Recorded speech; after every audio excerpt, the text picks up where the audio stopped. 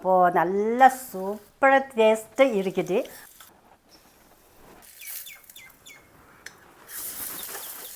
Hi friend, welcome back to my channel. இன்னைக்கு பன் தோசா செய்ய போறேன். எப்படி செய்யணும் பார்க்கலாம். First ரவா ஒரு கப் போடுறேன். கர்ட் 1/2 கப் 2 கப் யூஸ் பண்ணுறேன்.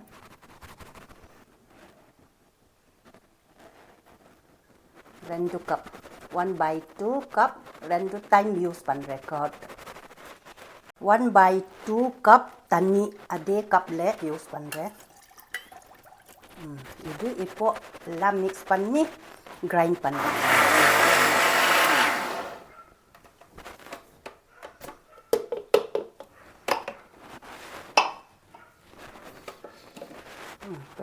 இப்படி தான் இருக்கணும் மாவு. அப்புறம் இந்த ஓட்டில் பவுலில் இப்போது ஆன் பண்ணலாம் கேஸ். சன்ஃப்ளவர் எண்ணெய் 3 டேபிள் ஸ்பூன் யூஸ் பண்ணுறேன். கடுகு 1 டீஸ்பூன், சனாதால் 2 டீஸ்பூன், ஜீரா 1 டீஸ்பூன்,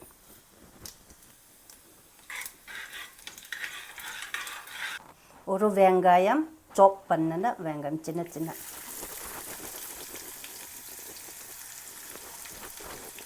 பச்சை மிளகாய் 1 டேபிள் ஸ்பூன் பச்சை மிளகாய், கொத்தமல்லி 1 கை, கருவேப்பிலை 1 கை.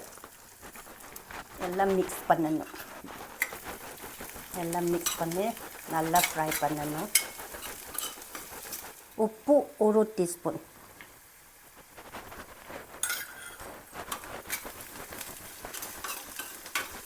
ஹிங் 1/2 டீஸ்பூன்.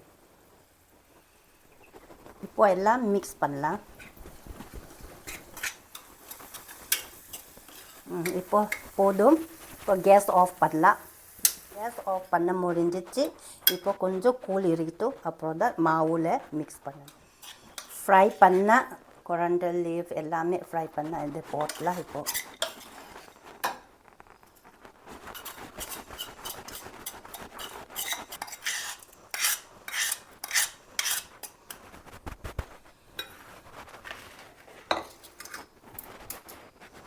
రెండు టేబుల్ స్పూన్ అరసి మావు,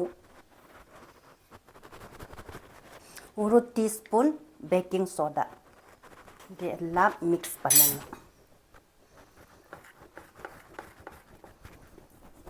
இப்போ ஸ்மூத் ஆயிடுச்சு. இப்போ போதும். இப்படி தான் ஸ்மூத் இருக்கணும். இப்படி தான் இருக்கணும். கேஸை நம்ம லோ ஃப்ளேமில் நம்ம யூஸ் பண்ணணும். அப்போது சன்ஃப்ளவர் எண்ணெய் 2 டீஸ்பூன் யூஸ் பண்ணணும்.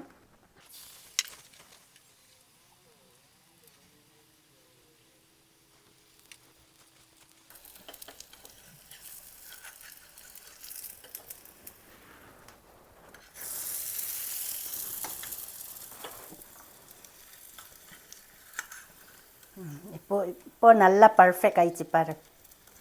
நல்லா பர்ஃபெக்ட் ஆயிடுச்சு. இப்போ நம்ம இதை போட்டலாம்.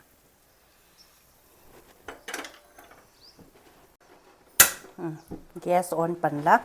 இப்போ 2 டீஸ்பூன் சன்ஃப்ளவர் எண்ணெய் யூஸ் பண்ணணும். அப்போது கேஸை லோ ஃப்ளேமில் வைக்கணும். அப்போ தான் 2 டீஸ்பூன் சன்ஃப்ளவர் எண்ணெய் யூஸ் பண்ணுறேன். நிறைய சூடு வேண்டாம், கொஞ்சம் ஹீட்டு. அப்புறம் தான் நம்ம மாவு ஊற்றணும். இப்போ கொஞ்சம் ஹீட் ஆயிடுச்சு. இப்போ மாவு போட்டலாம். இந்த மாதிரி 1 ஸ்பூன்னு போட்டுனா போதும். நல்லா கொஞ்சம் குக் இருக்கணும். அப்போ தான் நம்ம மாற்றணும். மெதுவாக நம்ம மாற்றணும். இப்போ நம்ம சரியாயிடுச்சு. இப்போ நம்ம மாற்றலாம். இப்படி தான். அப்போ சைடில் நம்ம இப்படி தான் மாற்றணும். இப்போ போதும்.